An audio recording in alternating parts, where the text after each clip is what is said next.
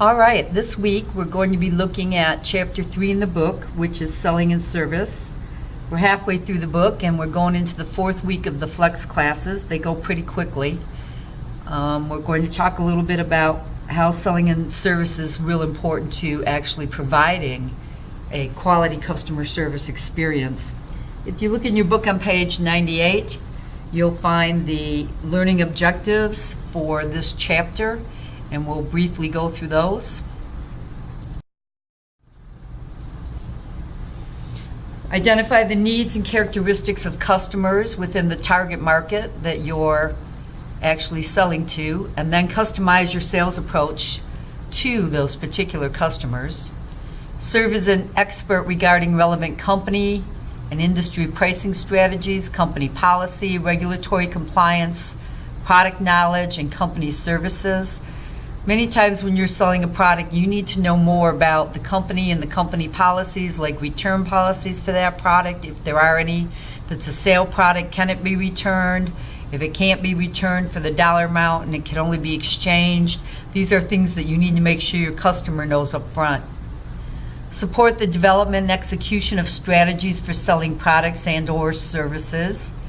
Remain knowledgeable of sales goals, because if you're in any kind of sales position, you are more than likely going to have a sales goal. The store is probably going to have one if you're working in a retail store, and then individuals within that store will have their own individual sales goals that tie into the overall store sales goals. Understand their implications and understand how they are based on current and past performance of sales within the store.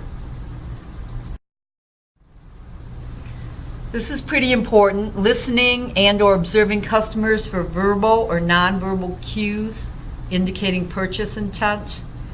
And people give off a lot of nonverbal cues. When I teach class, it's pretty interesting to watch faces and body language and things that are going on that aren't verbally being said, but that are very noticeable when you're in the class and you learn to read those kind of things. You'll really enjoy the actual video that I put out there, and I think I put a couple of them out there on body language. And in some cases, like in politics, this is very important to the point that they are actually coached on it so that they come across a certain way when people are viewing them, not just what they say, but what their body language is telling people as well. Identify and suggest additional products and services to the customer that complement the sale. There's 2 ways to do this: upselling or cross-selling. Discuss the specifics of the sale. Confirm the sale with the customer so that you make sure and they make sure that everybody was under the same understanding that this is what they're getting for this price. If it's going to be delivered, that it'll be delivered on this day at this time, etc. Completing sales transactions with the customer.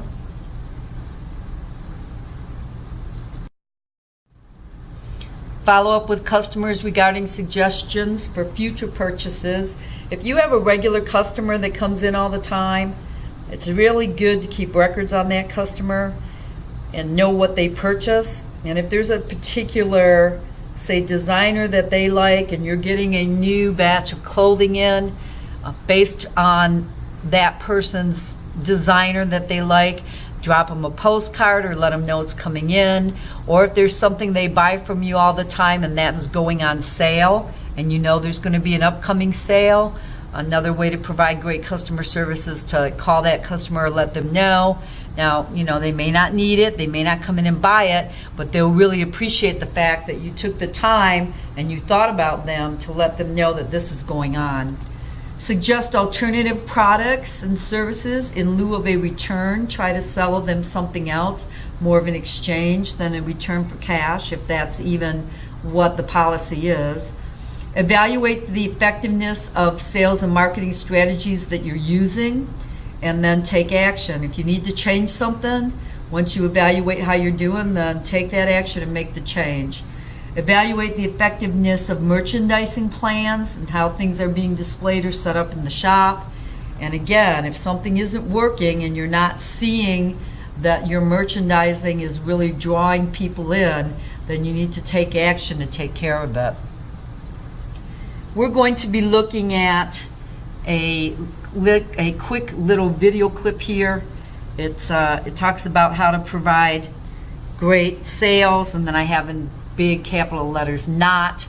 It's kind of funny. It shows you, this guy comes out, he's selling a car, and it shows you the right way to do it, and then it shows you the bad way to do it, and what you don't want to do when you're trying to provide customer service. So hopefully you will enjoy it.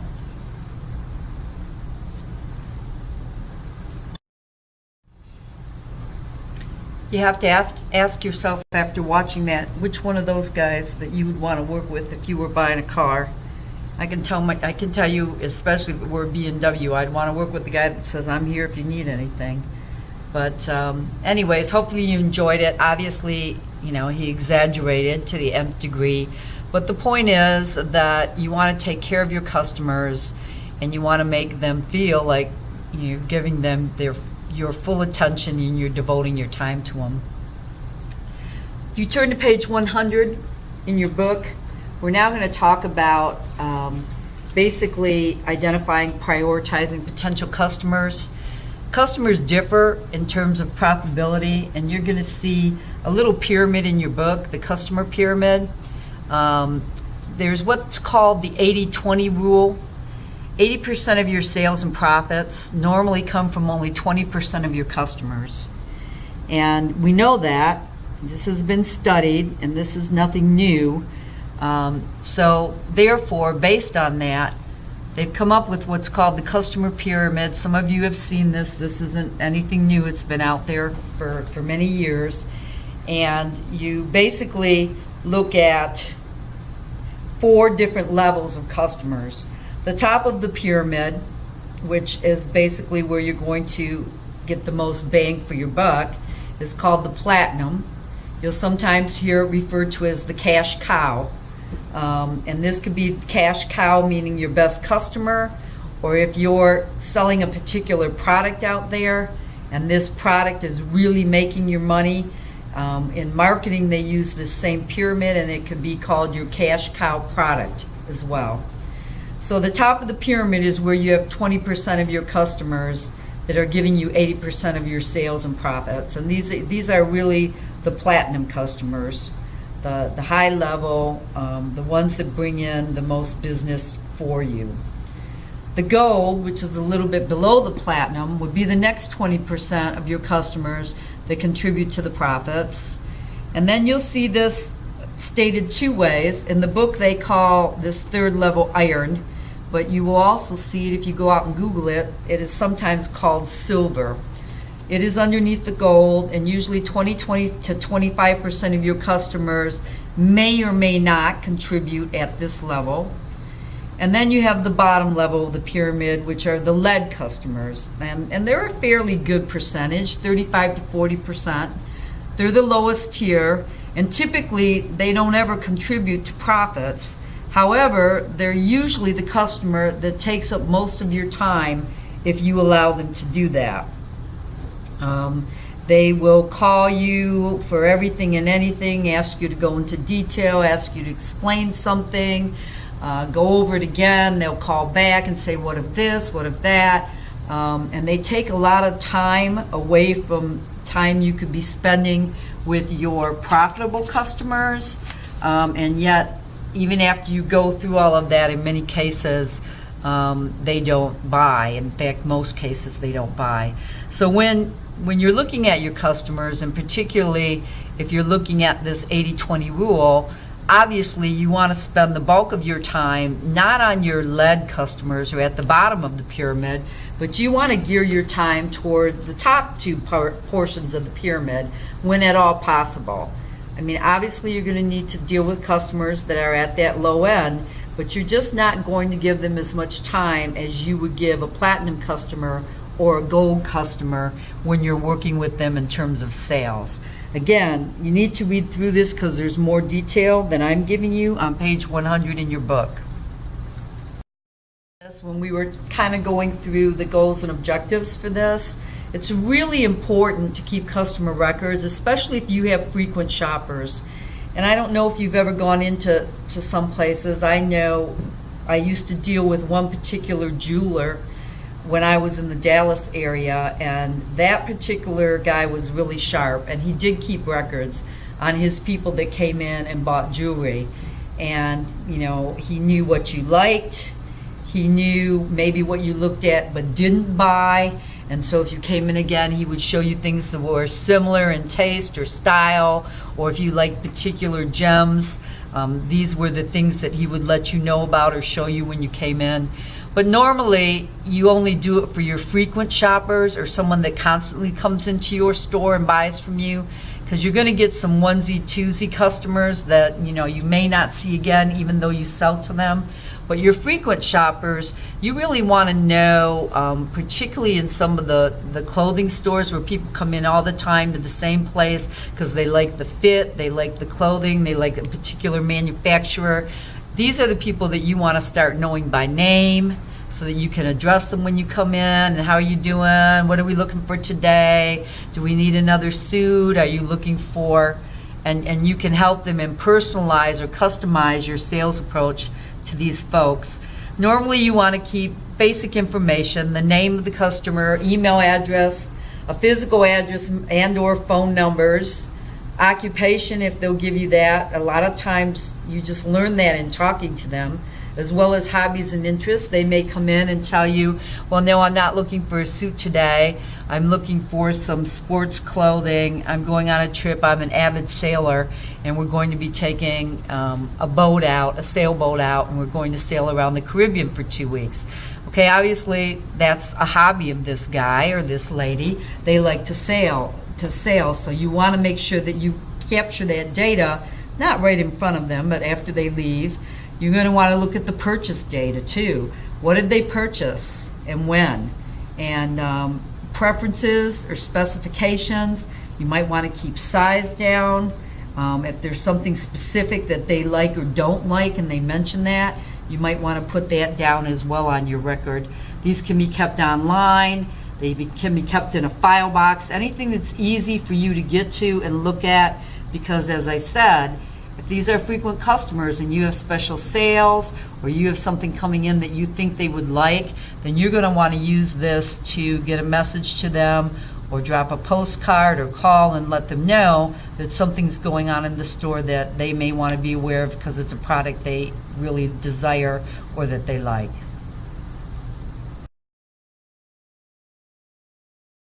Additional customer data to keep in records, if indeed you get this information. Friends and family members, special occasions, birthday anniversaries, product delivery specifications if they're having their product delivered all the time, either to their business or to home.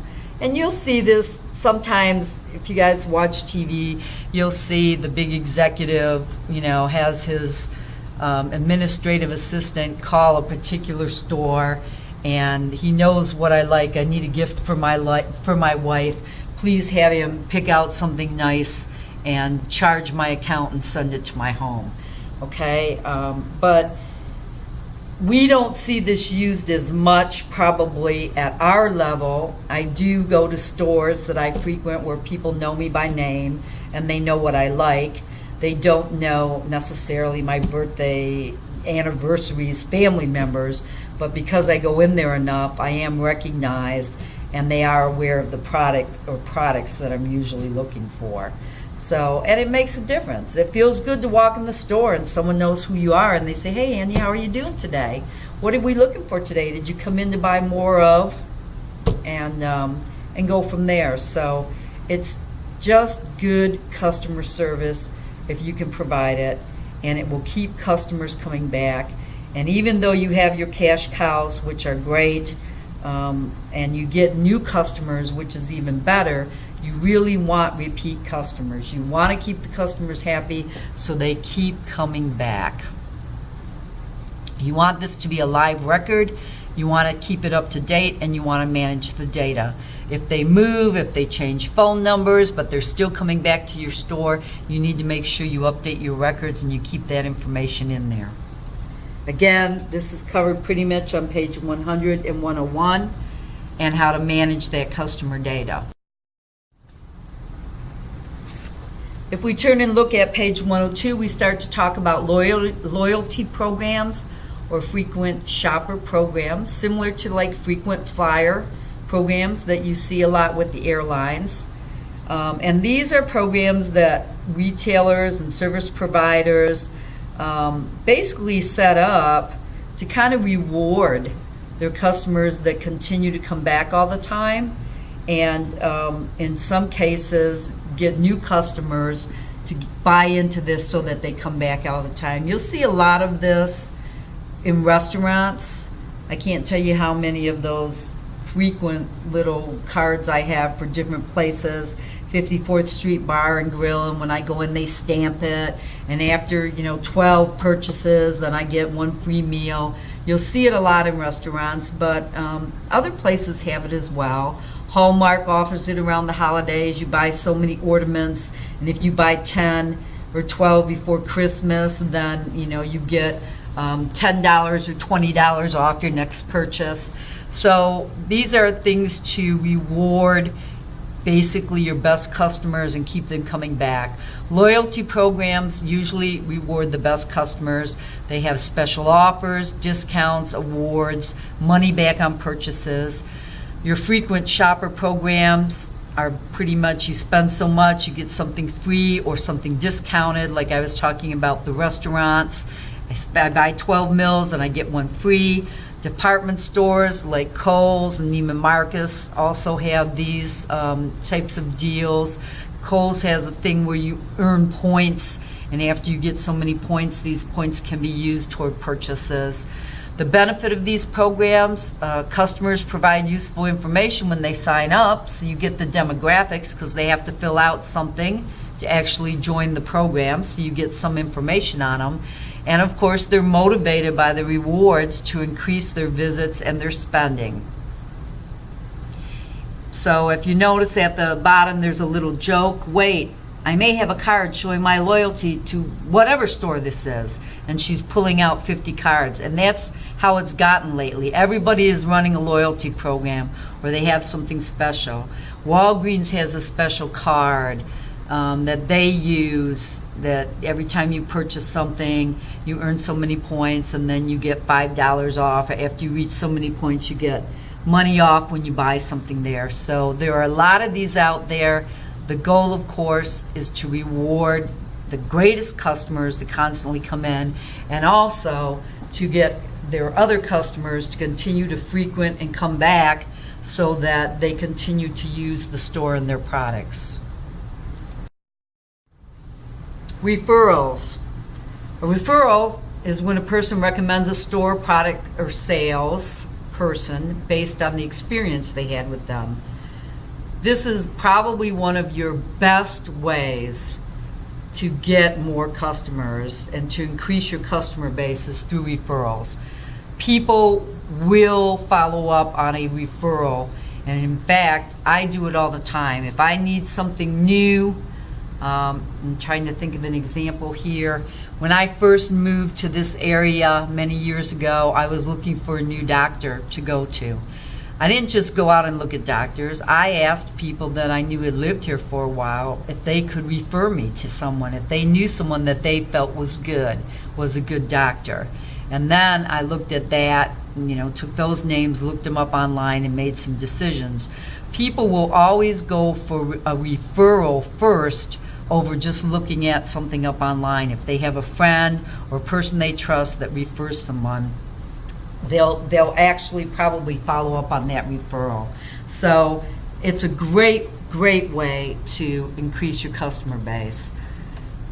Give them business cards. If you have a customer that has done it, you know very well, comes in all the time, or someone that has just bought quite a bit of merchandise from you, don't feel bad about handing a business card to them and saying, hey, in case you ever need anything in the future, or any of your friends should need something, I'd be more than happy to help you.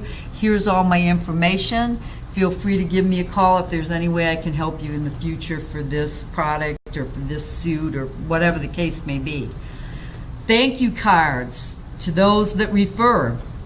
if you do get someone that comes in and they say, yeah, Joe Smith referred me, he bought a suit from you and said that you were, really good at helping him find the one that fit him really well, make sure you send that person, Joe Smith, a thank you card afterwards. I know there are some places, some of the car dealerships in the Bernie area, if you refer a person and the person goes in, they send the person that referred that person like a $10 gift certificate. And if that person they referred buys a vehicle, then they send them like a $100 gift certificate. But a thank you card does just as well. It lets that customer know that you appreciated the referral. And again, it makes them feel that warm fuzzy, and they will probably come back and do business with you. One referral a week works out to 50 new clients a year. And that's not a lot when you think about it, because you have many people doing the referrals. So if you get more than one referral a week from various clients, you're going to end up with more than that.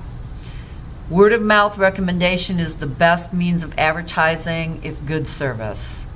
There are a lot of ways to advertise, but people will listen to their friends, family members, work acquaintances. They'll listen to them when they've had a bad experience, and they'll listen to them if they have a good experience and they're in the shopping in the same market for whatever that person bought. They're going to go to where that person referred them. Word of mouth criticism, best means of advertising bad service as well, which I had just stated, because people will tell lots of people when they receive bad service, not as many when they have good service.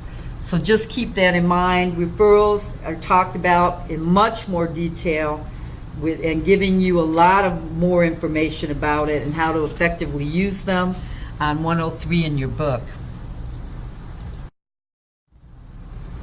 So now we're going to talk about a little bit about the development and the execution of sales strategy. And you're going to find most of this on page 105 going into 106. And if you look up at the top, you'll see that these three guys are talking. Obviously, if you look at the sales graph, sales are going down, and they start talking, and this guy says, we could try a free offer, but it would cost us, which is true. But there are different ways to execute strategy for sales. One of those is what's called a unique selling proposition, also known as USP or USPs. And it's basically what differentiates a particular store or retail product from others that sell that same product or service. And one of the best examples I can think of this is, and they believe they also talk about it in the book, is Domino's Pizza. Everybody makes pizza. You got Pizza Hut, you got CC's Pizza. So their product itself, other than if you're a Domino's lover and you just love the taste of their pizza, there's nothing that really makes them stand out from anybody else. The USP they came up with was they used to promise, and I don't know if they still do because I haven't had a Domino's Pizza in a while, that if you didn't get your delivery within 30 minutes, your pizza would be free. That was their unique selling proposition, okay, was fast service. You want pizza, we're going to give you fast service for that great pizza. This is what makes us different than CC's or Pizza Hut. And so these are the things when you're looking at strategy, particularly if your product or service is, there's 80 million of them on the market, you're going to need to think about what your USP would be. What's going to make you stand out above the other products or services that are similar to yours. There's also two selling and service models. Self-service, which is basically limited interaction with sales associates, and a lot of people like that. They don't want to deal with sales associates. They want to go in, get what they need, and get out. And you'll see this more and more now in the grocery stores, in Lowe's, Home Depot, where they have the self-serve checkout. You don't have to go through a sales associate. You just scan your own barcode and then put in your credit card or put in your cash, bag your stuff up, and leave. And there are people that like that motto, and they like to go to stores that have that particular motto available to them.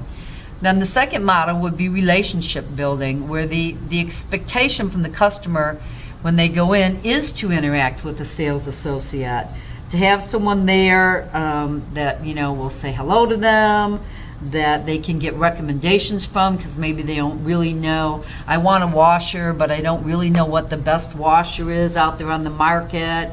And are there things I should be looking for? I mean, they want to be able to ask questions, and they want those questions to be answered, and they expect really that salesperson to help them throughout their buying decision-making process. So those are the two selling and service models. We're going to talk a little bit about promotions, and this goes into page 106 in your book. And there are different kinds of promotions that you can offer within your retail store.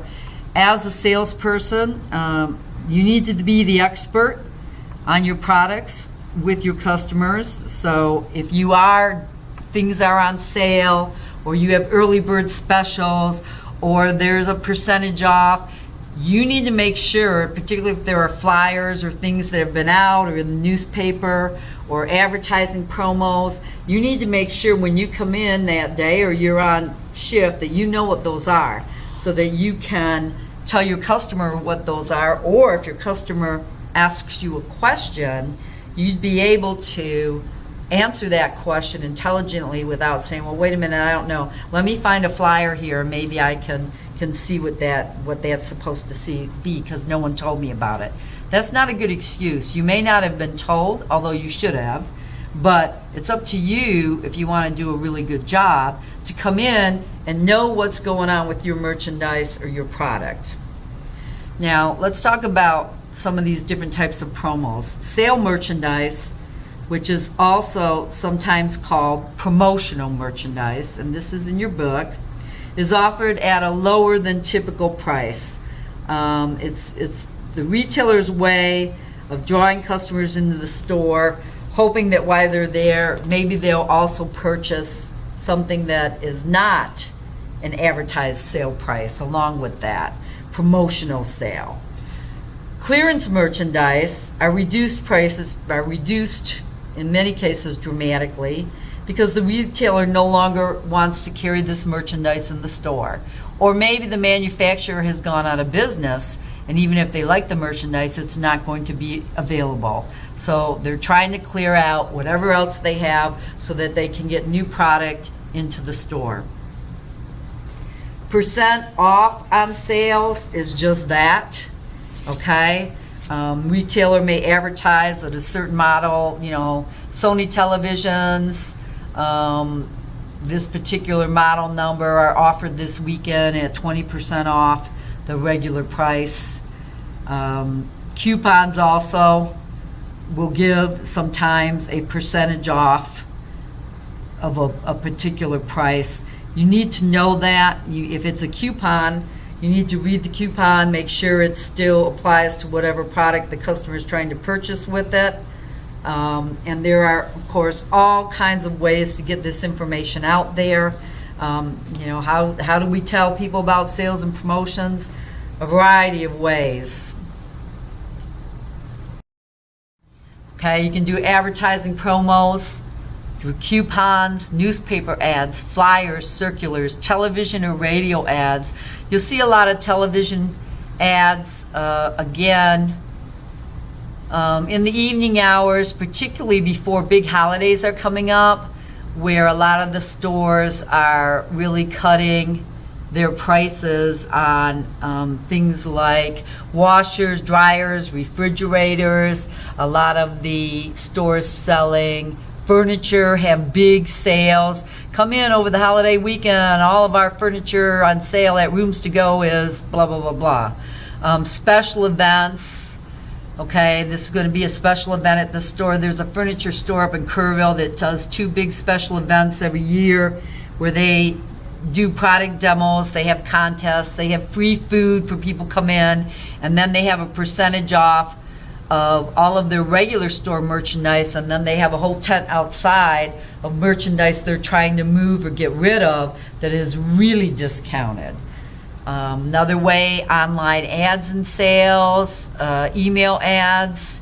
You can get flyers sent to you in the mail with all kinds of different information and ads and promos on it. You always need to know whatever your promo is being offered that week, that month, whatever, so that you can, again, provide the best customer service for your customers that are coming in.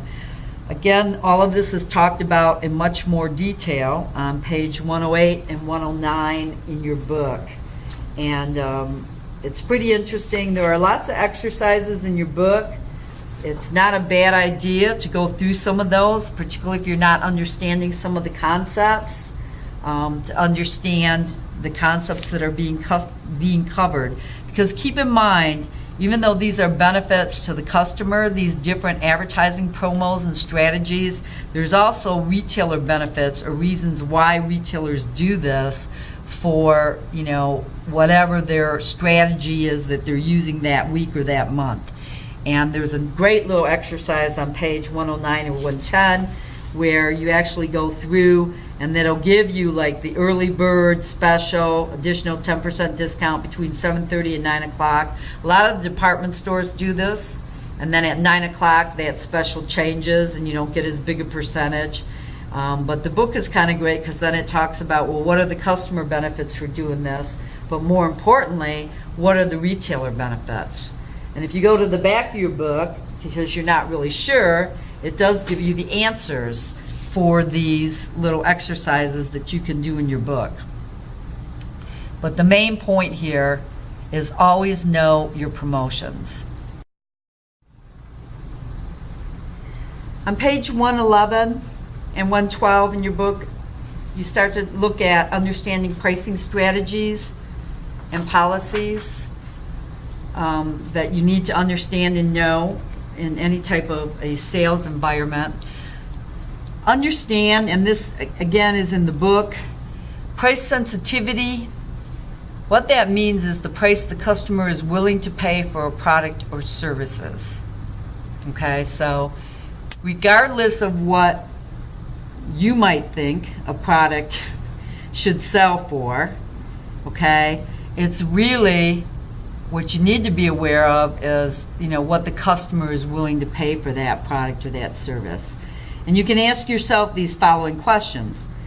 At what price would you consider a product to be so expensive that you would not consider buying it, that it's too expensive?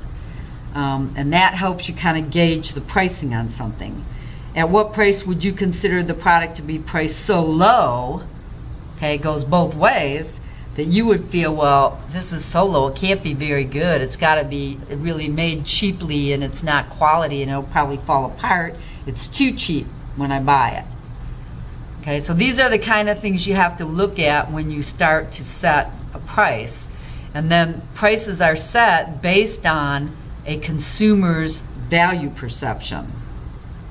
Okay, so you have to look at what you think the consumer, will pay for it, or what they think is so low that they won't pay because now they think they're buying trash.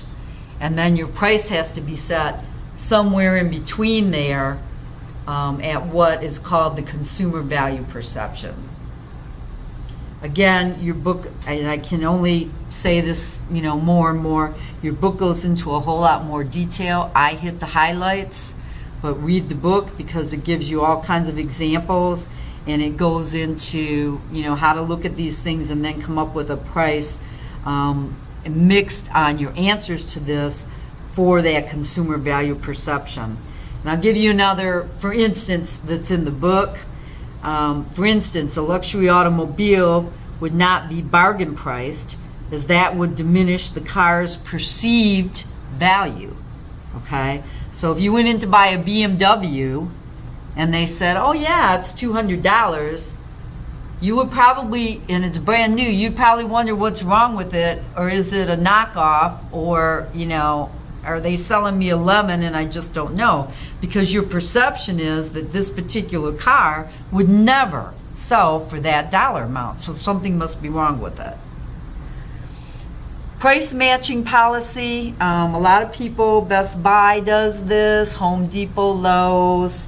If you find a lower advertised price on the same product, either that you purchased, they'll give you the difference in money, or if you can bring in an ad and show that Lowe's is selling this for this price but Home Depot isn't, and you bring it to Home Depot, they'll match Lowe's price, that's the sale price, and sell it to you. So price matching policy is another strategy used to bring people into the store and give them what they will feel is a good price on items.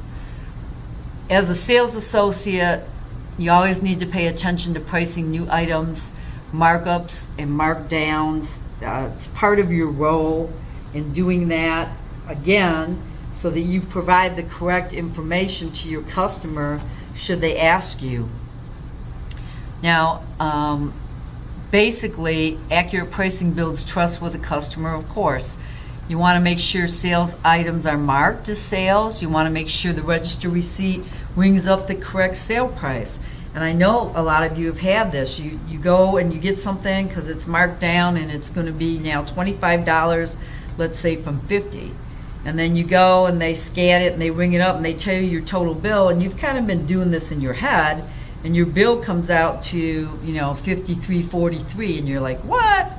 No, I thought this was on sale.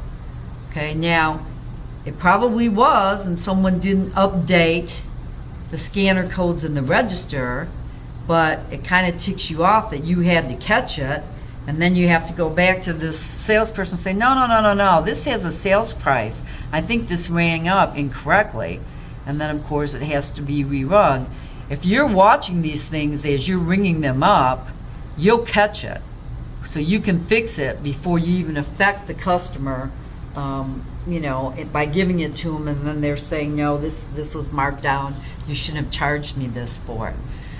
Make sure the product tag reflects the change in price, because a lot of times as a sales associate, you're the one out there marking down the clothing.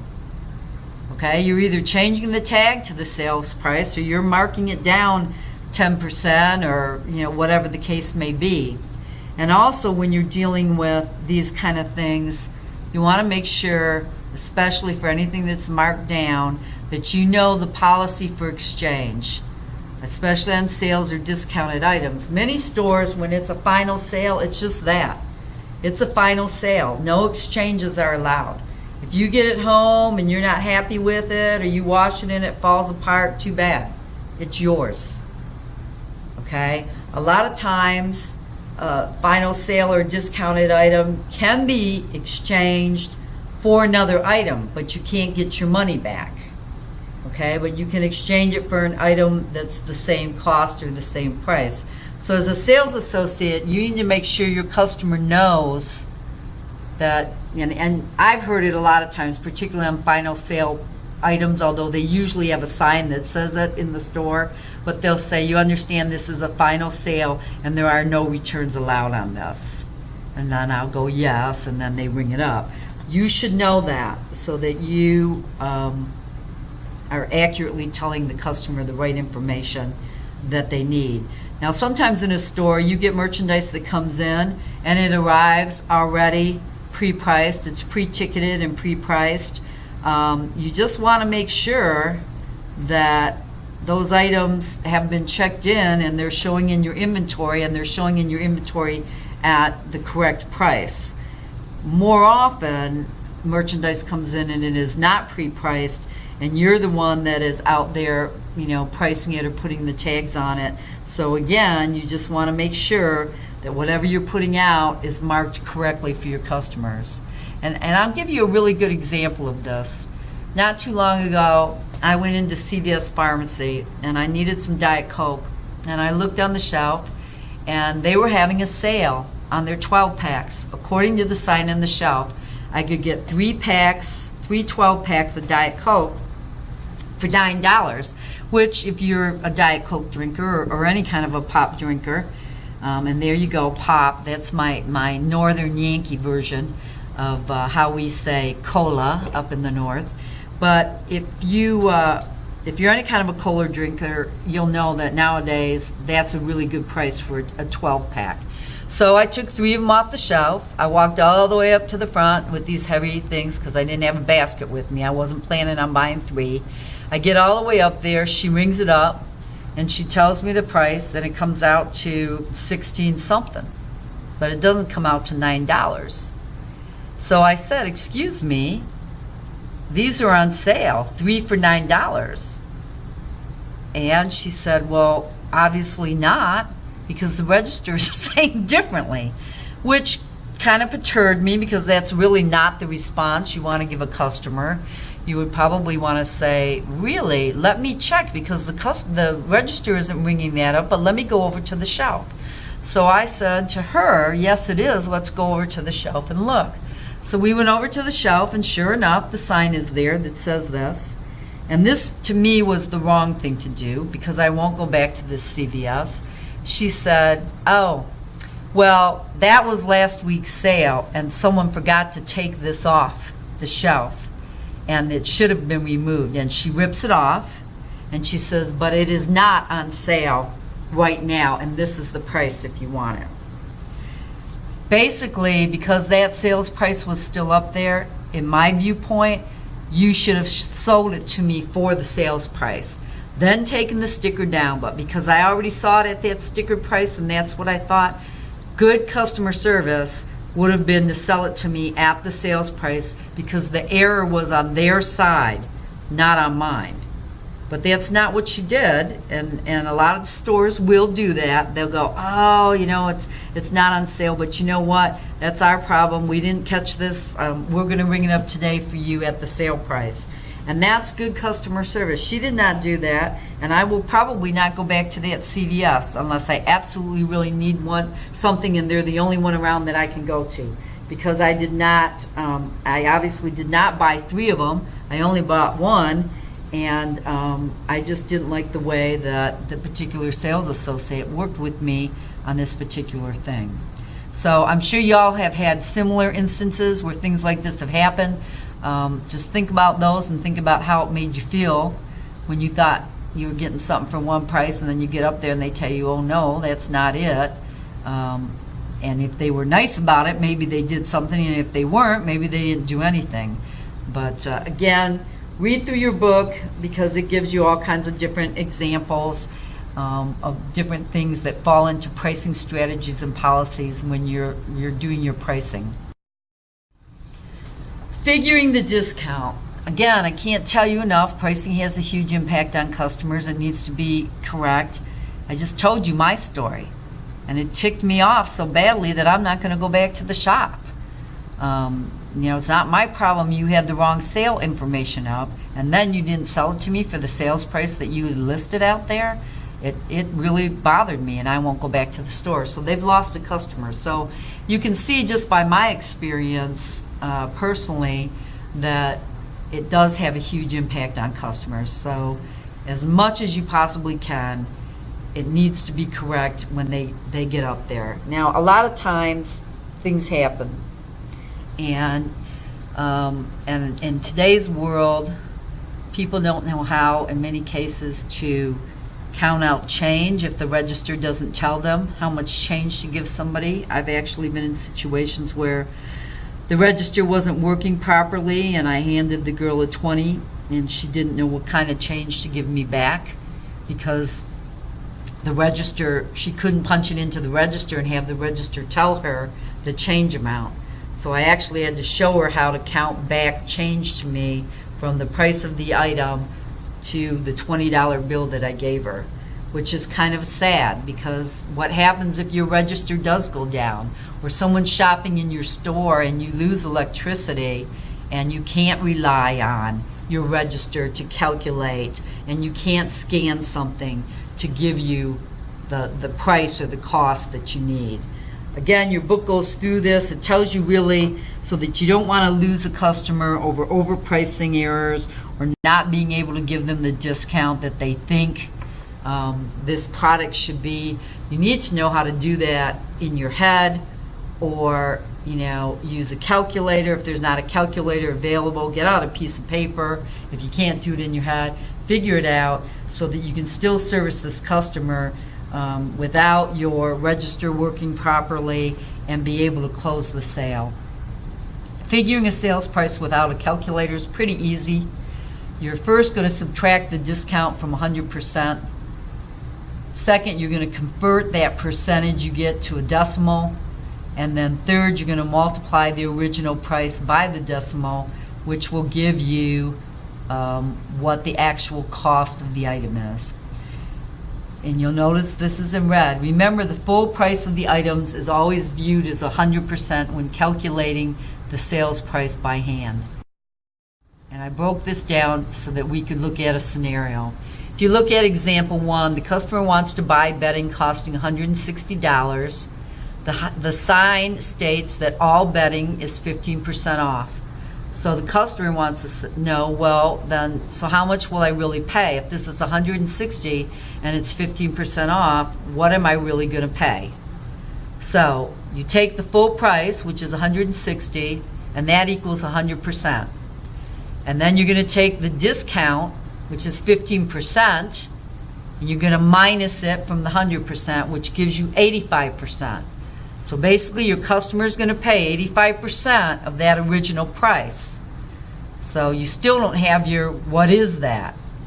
So you're going to convert that 85% to a decimal, and basically you're just going to move your decimal is at the end of the 85%. You're going to move it over 2, get rid of your percentage sign, and it becomes 0.85. And then you're going to multiply the original price by the decimal. $160 times 0.85, no percentage, because you've converted it, but this is the 85%, and your sales price for that $160 item is going to be $136. Okay, so it's very easy to do. Obviously I gave you pretty easy numbers, $160, only 15% off.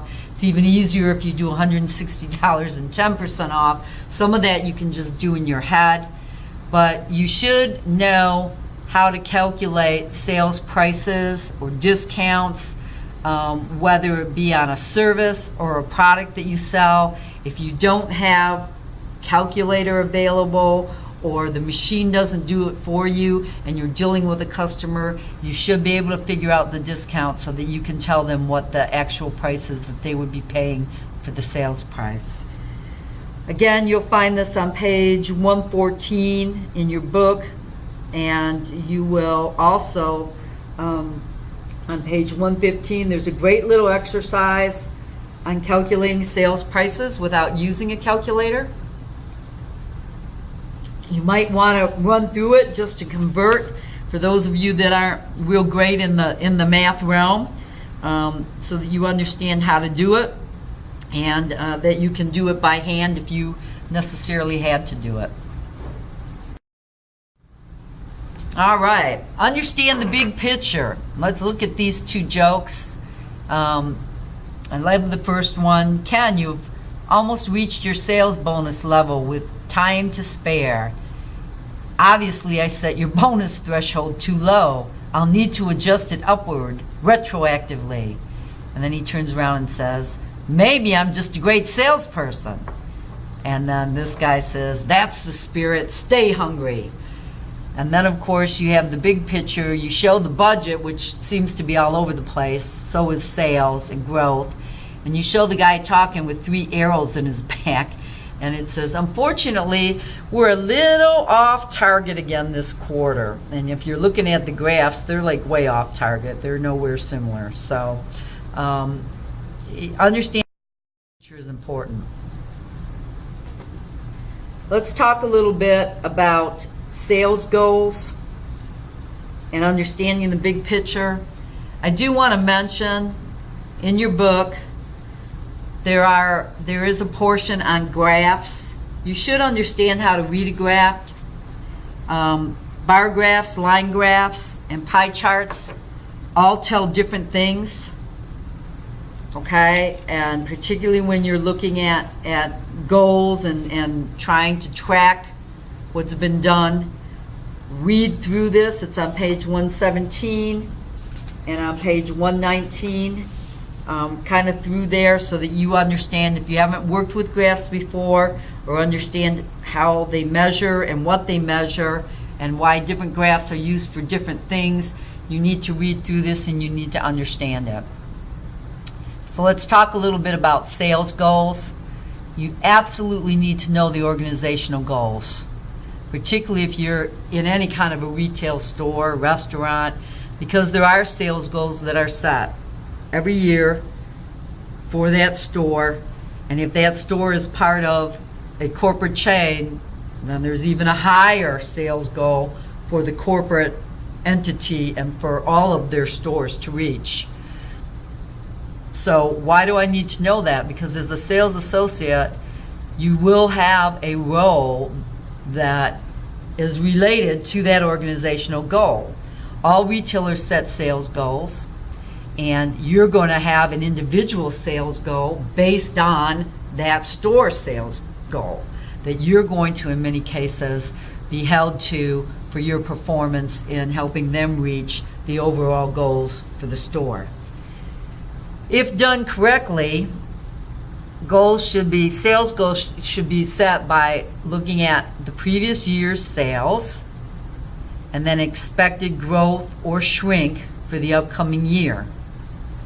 In many cases, and I know when I was on the other side of the house here at the college and we were revenue driven, we looked at the past 3 years to see what the trend was in terms of revenue or sales, what we brought in, and then we averaged that and then added like an 8 to 10%, depending on what we knew was coming up for the next year.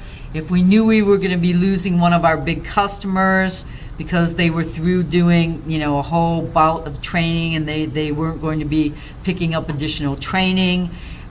If we knew of something big that was happening, maybe a big grant was coming in and we knew it was going to hit that year, then we would add additional monies because we knew that grant was going to give us more revenue.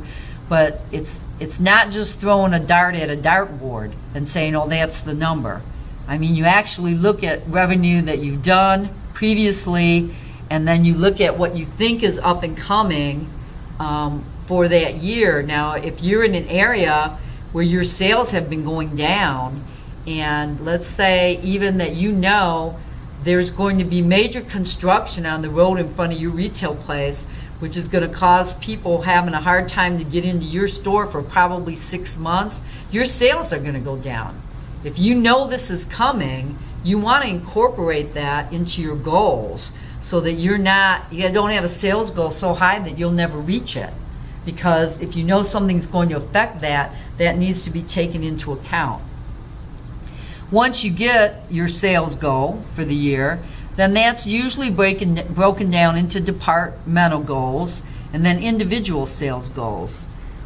For example, when I was doing sales here at the college, I had a revenue goal every year that I had to meet based on previous years of sales and then what we knew was coming or what cousin, and that was part of my performance plan. I was measured to that. Did I reach my sales goals by the end of that year? If not, what were the issues, or what did we run into, or did something unexpected come along that no one took into consideration? And I was measured accordingly, and my performance was rated to that. It was, rated to many things, but that was one of them. So keep that in mind, and sales goals are certainly set. If you work at any kind of a call center that's an outgoing call center, where they're actually just doing a lot of out calling to various people, they're selling something. Those people normally have sales goals. They have to sell so much either per week, per month, however it's established, or maybe they have to touch base with so many customers per day, and that's tracked. So it is important, and it is something that people look at, particularly when you're doing sales. Managers set monthly sales goals to stay on track with the organizational goals. Again, this is all under the big picture in your book. page 119 and 120, and it goes a little bit into 121 when it starts to talk about developing SMART goals. So let's take a look at calculating sales goals, okay? Susie, who's a sales associate, her goal for this year is $30,000. She's part-time and she only works 10 hours a week, okay? So how do we know then what her sales goal is for that 10 hours a week when she's there? What does she have to necessarily bring in? So if you divide by months to find her monthly sales goal, 30,000 divided by 12 months, so each month she has to bring in $2,500 in sales. And then if you divide by weeks in a year, not just weeks in a month, because some months have 5 weeks, okay, you find out her weekly sales goal. So 2,500 divided by 52 weeks.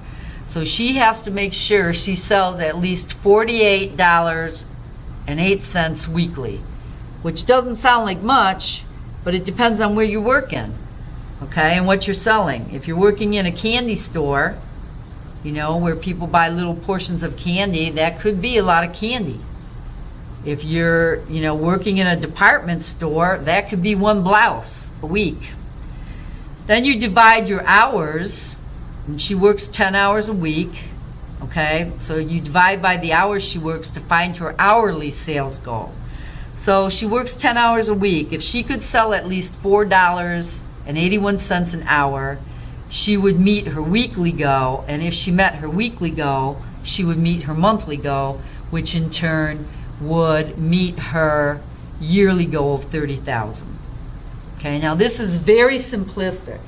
Okay, she has a $30,000 goal, okay, for the year. To give you an example of how simplistic this is, when I was doing sales on the other side of the house and when I was doing sales in industry, normally my sales goal was anywhere from $500,000 to $800,000 a year. Okay, so, and there are some companies, depending on what you do, you could have a sales goal that's, you know, over $1 million, depending on what you're selling and what the company's doing. So, and then the actual company's sales goals could be in the millions. So it's important to know what your sales goal is, and it's important to understand how to break it down so that you can reach that goal. In order to reach your sales goal, as well as any goals that you may have in life, there is a process called SMART goals. Many of you are already working and have probably used this. This is not something that just came up with this book or has been developed here at the college. It's been in industry for a long time, and many companies use it and teach it when they're talking to their employees about setting professional goals and work goals. So in order to perform well and accomplish a measurable task, goals need to be set. And I know you probably heard it 1,000 times, and people go, yeah, you know I have to set goals. But I'm going to tell you, it does work. I do it. And more importantly than setting a goal, whether this be a business goal or a personal goal, and it works for both, you always want to write your goals down. There's something about writing the goal down that makes it more serious, that makes you more committed, because now it's on paper. It's not just in my head. Okay, I want to lose weight. I want to lose, 20 pounds in the next 6 months. That's what I'm going to do, and I just say it. Okay? Probably I'm not going to lose that weight. However, if my goal is to lose weight and I put it into this format, okay, and I say I want to lose 20 pounds in 6 months, okay, and then I decide how I'm going to measure this, it certainly is achievable. It could be done, okay, but I need to put some things in place. How am I going to measure it? I should have, quantitative or qualitative measures. I certainly have to have more time frames along the way other than just the 20 pounds in 6 months. I need to break this down into smaller chunks to get to that end chunk. Okay, so And it may be, results oriented, the outcome. I may want to lose the 20 pounds in 6 months because I'm going to the Bahamas and I want to put on a 2-piece bathing suit. Okay, whatever the case may be. But SMART goals do work, and I highly encourage you to write down goals. I have actually 3 lists of goals that I keep for myself and have for many years. One is basically my professional and personal goals that I have written down. Things like years ago, completing my master's was on there, and I had specific time frames and things that I had put down in a SMART goal format. But things that are more professional and important to me in terms of my professional and career life. Then, because I'm very involved with animals and rescue and different things like that, I also have a sheet of different goals and things that I want to do that strictly involve working with animals in some way, shape, or form. And then I have one that is goals, because I do like to travel. It's my list of traveling that I want to do, by when, how, where. Also could be referred as a bucket list. However, I have put it in goal format so that I can really measure, am I working toward my goal? Am I getting there? Did I go off track? What do I need to do to come back on track? Now, sometimes your long-term goals, life happens. Things come up you didn't expect, and you do get off track. It doesn't mean you have to throw the goal away, particularly if it's a personal goal that really means something to you. It just means that you may have to sit down, take into account how you got off track and why, and reformulate your goal to accommodate that, because we do. I mean, things happen that you don't plan on, and sometimes those things take you away from the track you were on to accomplish a particular goal that you set, whether it's in your career or whether it's in your personal life. But I can't tell you enough how important it is, A, to set goals of any sort, just so that you have something that you are working toward. It needs to be meaningful to you. This isn't just set something because someone told you to set something. It's certainly, if you are tasked with things at work that are part of your performance goals that you're going to be measured on, and or may be given a raise for if you accomplish, it certainly becomes real important to set goals so you attain those goals. But it really works in your personal life as well. I'm going on and on about this because you need to understand it and you need to do it. It's only helpful when you first do it. If you haven't ever done it, it's a little painful on some of these to get through it, especially the measurements, because sometimes you think you're measuring something but you're really not measuring it. But they are very important and you need to understand them, and you can go out there and Google anywhere SMART goals in capital letters and you'll find 80 million things written about it. So keep it in mind, read through it in the book, understand it. Some of you may have already done it, because every industry partner I ever worked for, we had to do goals and we had to write them according to the SMART goal process. But some of you, this may be new and you're not familiar with, so read through it on page 121 and 122. All right, purchase intent, verbal and nonverbal cues, okay? Observing customers for buying cues is real important, or when you're trying to get a contract signed and you're making a sale. There's a lot of information going on out there, not just what they're telling you and what you're hearing verbally, but what you're noticing non-verbally as well. And it's stuff that you need to start looking at and picking up on, because in many cases, nonverbal communication tells you a whole lot more than what someone may be verbally saying at that point in time. And think about it. Think about different things in your life where, you ask someone, are you okay? Yeah, I'm fine. And they're looking down and they're kind of rolling their eyes, or they're not looking at you, or their body language is saying something totally different, and that something is not that I'm not fine. Okay, so there's different things to pay attention to. I do really believe you'll like the videos. The one is rather long, but it's extremely interesting. As I said, body language is used a lot in politics to convey certain things, and in many cases, power is a part of it. But I think you'll enjoy those videos. Watch it. This is kind of a catch-all that kind of goes through different things to look at for body language. Sounds, someone's laughing or snickering, or, that's a giveaway. Ways of talking, pauses or stress on words. Watch facial expressions. Facial expressions will tell you a million things. Eyes, eyebrows raised, they're looking at you, but the smile they had has disappeared. Posture, okay, is someone slouching, you're talking to them and they're slouched all the way back in their seat and you're like, are you listening to me? Those of you who have kids may see this more. You're trying to talk to your child and they're all slouched down and you're wondering if they're hearing the words you're saying.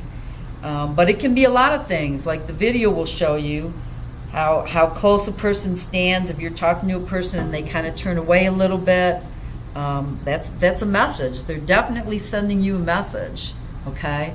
You as a salesperson also have to be cognizant of not invading someone's space, not getting too close. Even though you're friendly and you know this person, everybody has a certain space and they don't like people when they invade that space. So you need to be aware of your body language as well. And are you going up to meet a customer and you just came in from outside and it was windy and your hair's all over the place and your shirt is that you normally tucked in is pulled out of your pants, and you have a rip in your jeans and your shoes are dirty. Okay, you're giving a first appearance to this customer that's just walked into your place. So, and it's not a good one. Just like if a customer walked in to you and they were very untidy, you would not think highly of how they looked, although, again, you're going to wait on them because they are the customer. Watch head movements, hand movements, eyes. Boy, facial expression is a big one for me because you can read so many things from facial expression. Body contact, shaking hands. Does someone have their arms folded over their chest? That's a sign of resistance. Whatever you're telling them, they're not buying off on it. Okay, it's not an open invite when they're folded up over their chest. So be aware of it, because as you're talking through a product, some of the nonverbal cues, even though they may seem like they're listening, may be telling you that they're not buying it. And again, some of the nonverbal cues as you're going on may be telling you they're ready to buy. So, quit talking and say, are we ready to do this? Let's close the sale. So you need to pay attention to that, and you need to pay attention to your own nonverbal cues. And if you're not sure what those are, and you do any kind of practice of your sales speech, stand in front of a mirror and watch yourself, because it's incredible the different types of information we give out through body language. The sales process in action. And again, your book on page 125 and 126 talks about different body language cues. Tilting your head, slumping your shoulders, turning your hips. It goes into face, eyes, posture, gestures, voice. Voice becomes real important. The tone of voice, the volume, the pace. All of those things are sending messages when you're saying something. So be aware of your own, but pay attention to your customers as well. The sales process in action. You need to learn to recognize buying signals, and when you start to see those buying signals, ask for the sale. Move to close the sale, basically. So there's 4 steps. First, you have to recognize the buying cues. They're ready to buy. Offer the assistance, okay, and buying cues mean they walk into your store. They've come in for something. So now you're going to offer some assistance. You're going to suggest, and they found what they want, you may want to suggest an additional service to complement the sale. Woman is buying a very pretty blouse. to go out for a very important dinner engagement that she has, and she's decided on this, and you may want to point out a necklace that would go very well with this particular blouse, or a bracelet or earrings that would be matching and would complement, okay, that particular item that that person is buying. These are the types of things we call upselling and cross-selling. And, all they can say is, no, I'm fine, I have enough jewelry, but it doesn't hurt to give them something that may match what they're trying on and go with their outfit that they're putting together. Someone wants it, and I use outfits, but it could be anything. Someone's buying a new phone. You may want to, actually sell them the cover that goes with the phone. Phones are easy because there's so many accessories that you can sell a person as add-ons to the phone that, once again, for you as a retailer, the more you do this, the more you cross-sell and bring in some other accessories, obviously your revenue goes up because your sale goes up.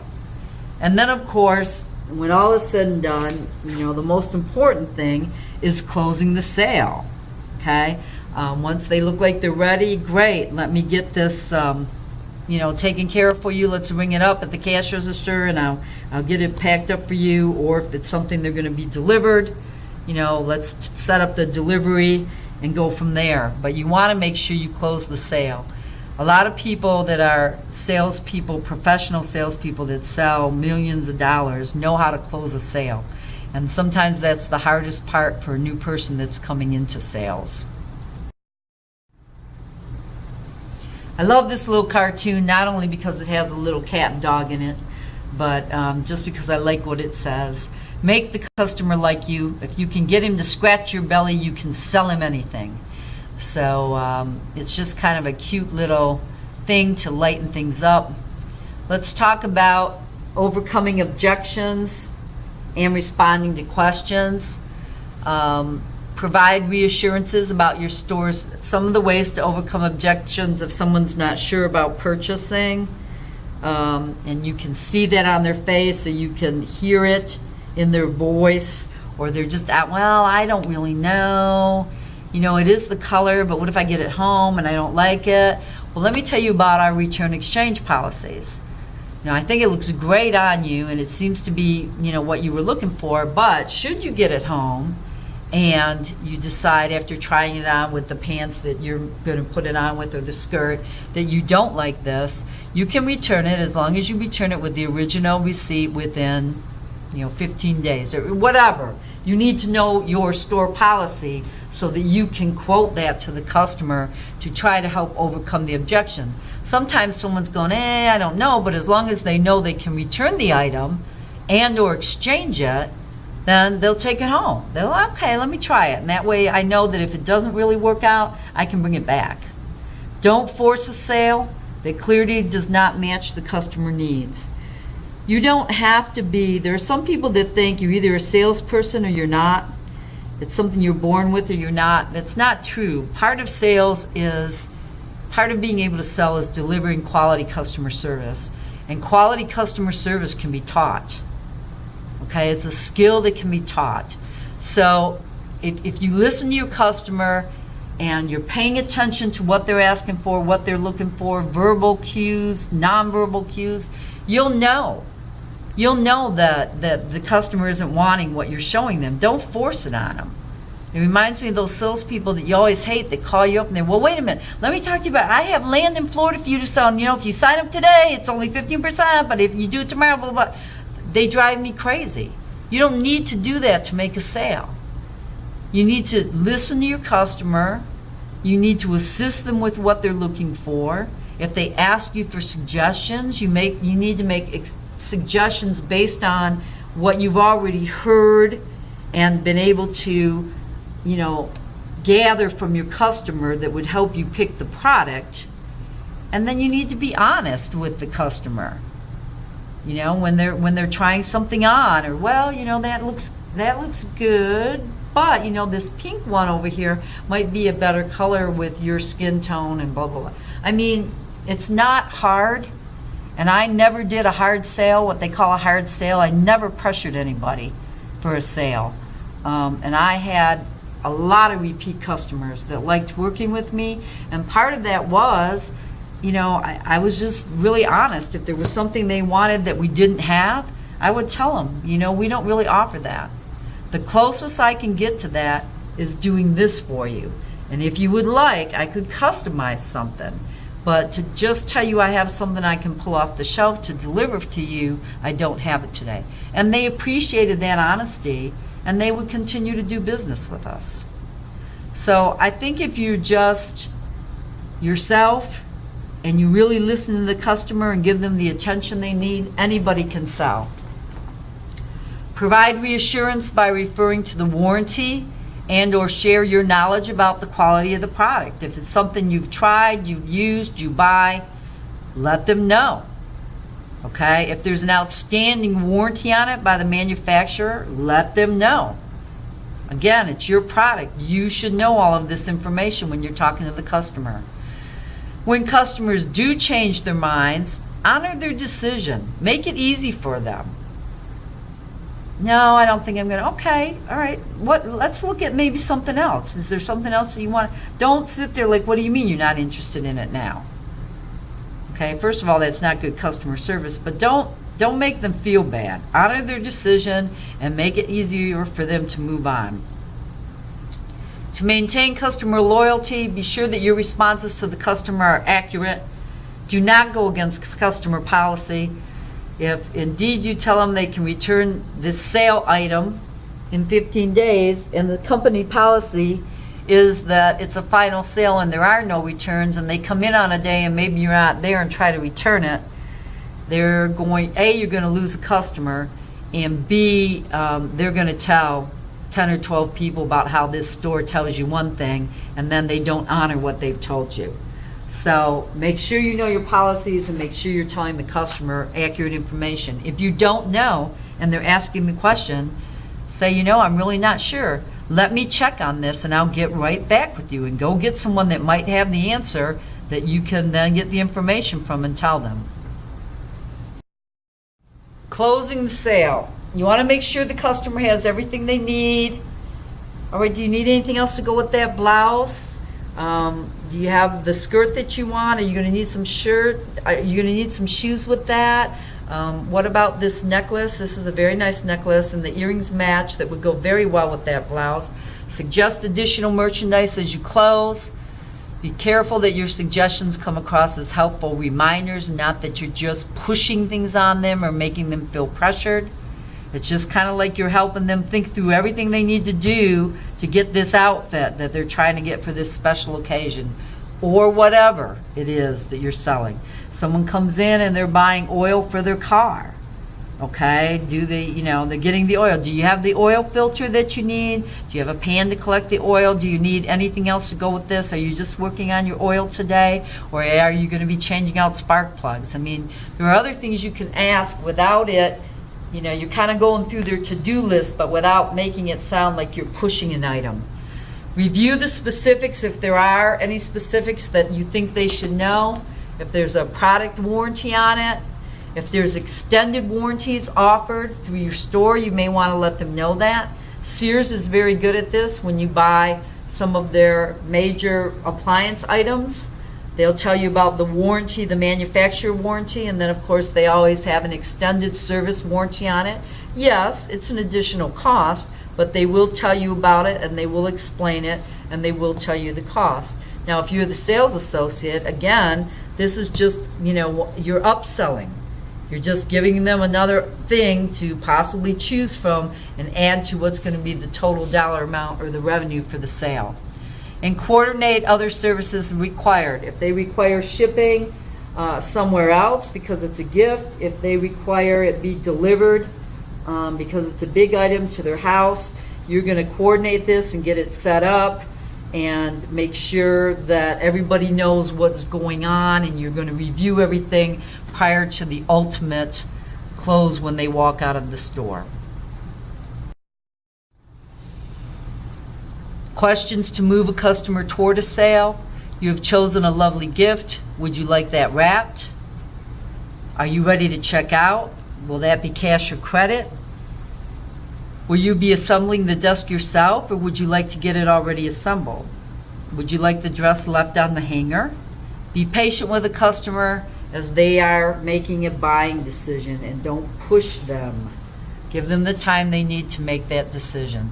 But all of these types of things are nice ways of saying, let's make the sale.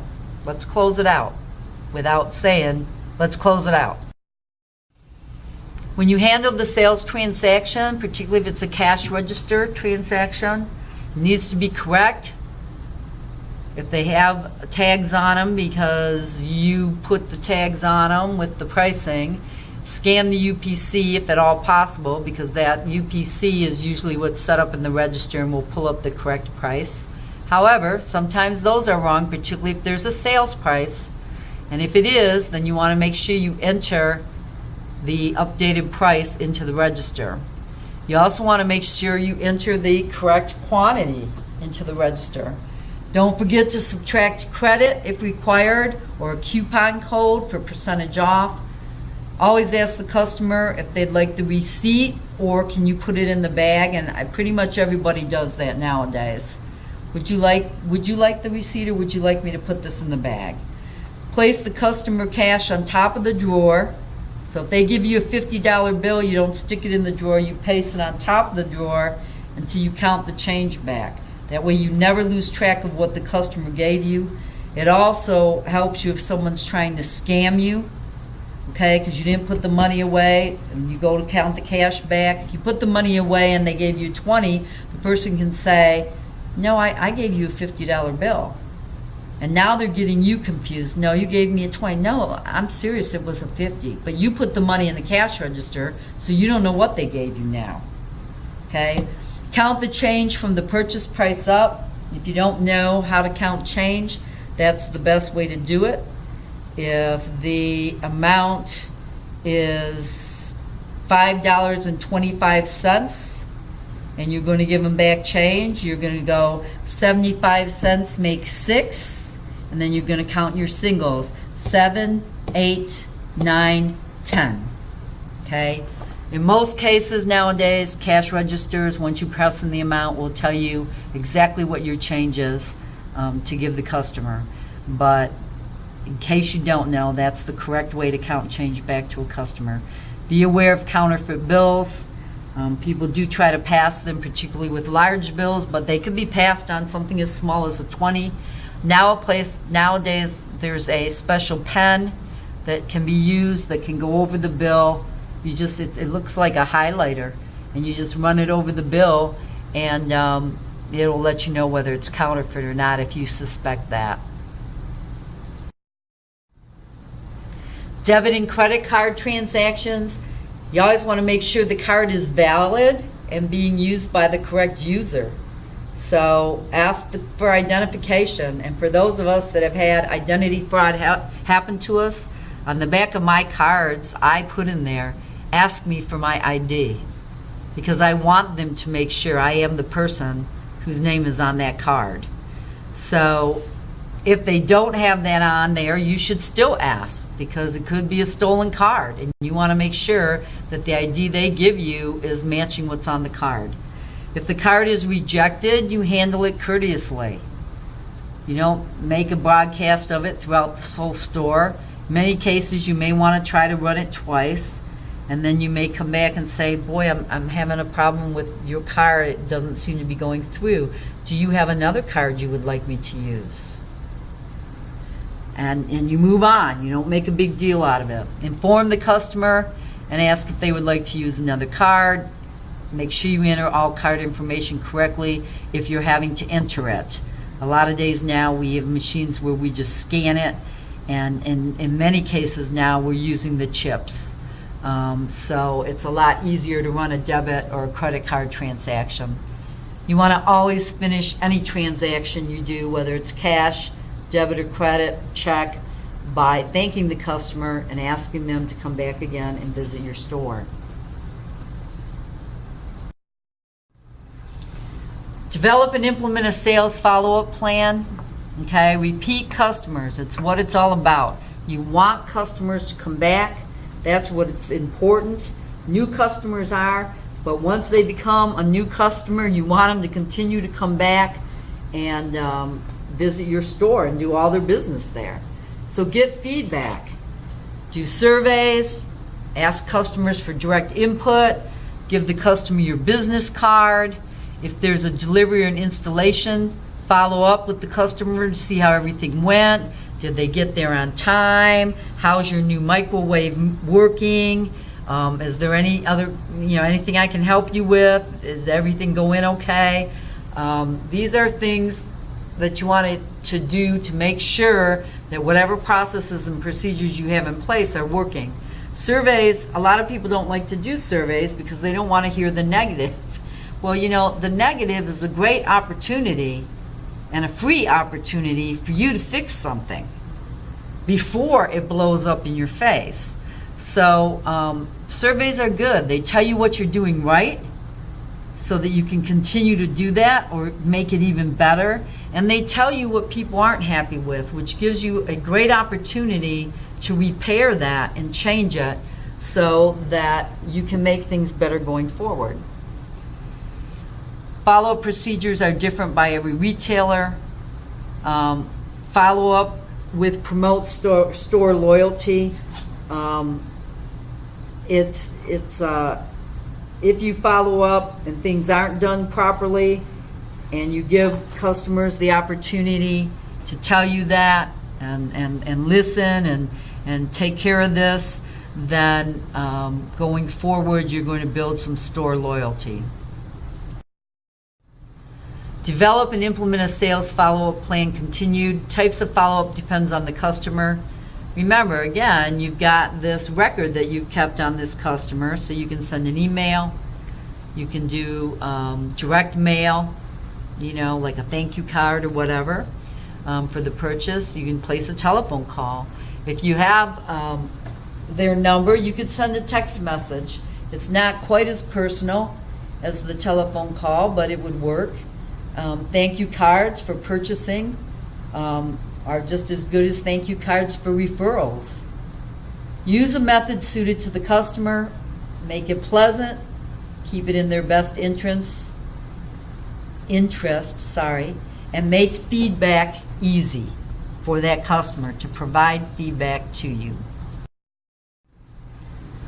Accomplish at least one of the following. Ensure they are enjoying the purchase, solve any problems they are having, build a relationship, which this will help you do, identify future purchase opportunities, alert them of upcoming promos or new products, gain referrals, thank them again for their business.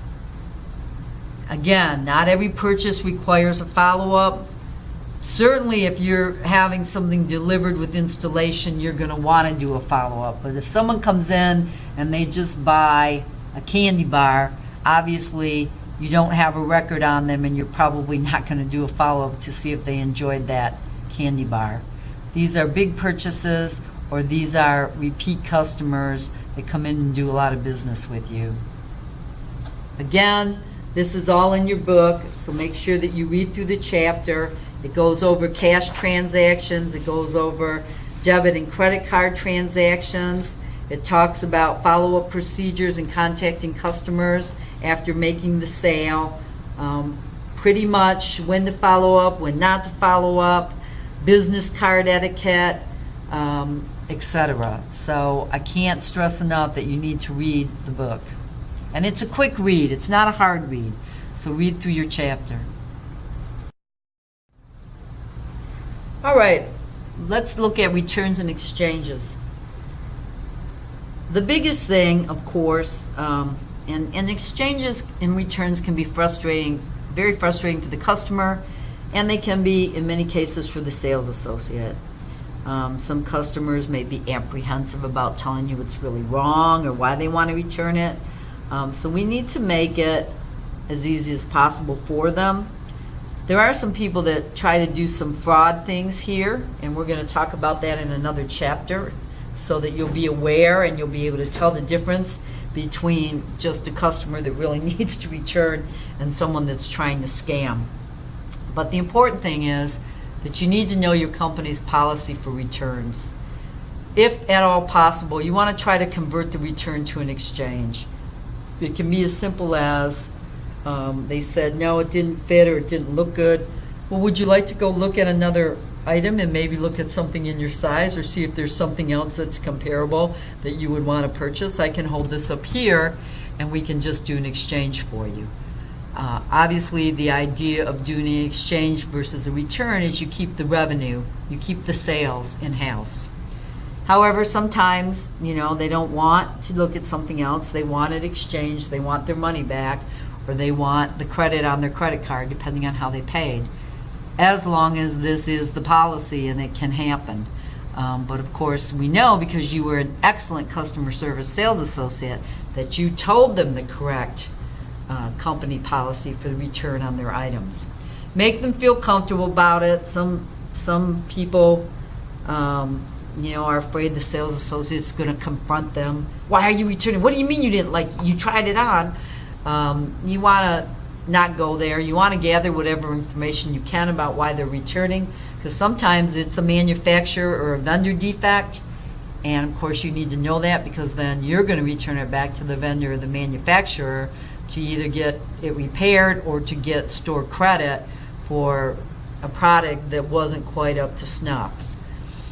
Help find a better or alternative solution if you can, and view this as an opportunity to provide excellent customer service and build loyalty. It can be. The customer looks at not only from the minute they walk into the door till they leave with a product, but if they have to come back because there were problems or they have to exchange the product, they're going to evaluate your store on how easy it was to go through that exchange process or that return process as well. So here's an opportunity yet again to be able to provide excellent customer service to this customer, hopefully build some loyalty in the process, and earn a repeat customer. That is pretty much what is covered in Chapter 3. Again, you really want to read through the book. There's a lot more detail than I'm giving you in the slides. I can't tell you enough that you need to make sure you look at the graphs in this area and that you understand what graphs provide what kind of information, because it will be on your quiz. So go through it, read it, and understand it. And have a great week. And next week, we'll be moving on to Chapter 4, which goes into more of store operations. Have a great week. Talk to you later.